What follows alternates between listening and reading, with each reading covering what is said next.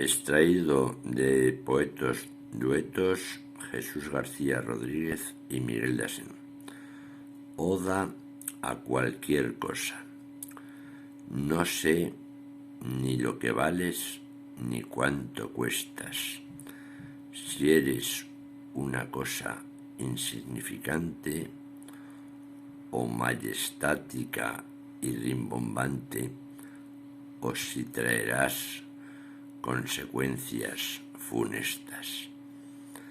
A enigma y a acertijo te prestas. Serás cosa seria o hilarante.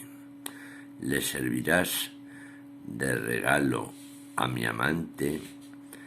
Estarás en Navidad en las cestas o serás un objeto sin sentido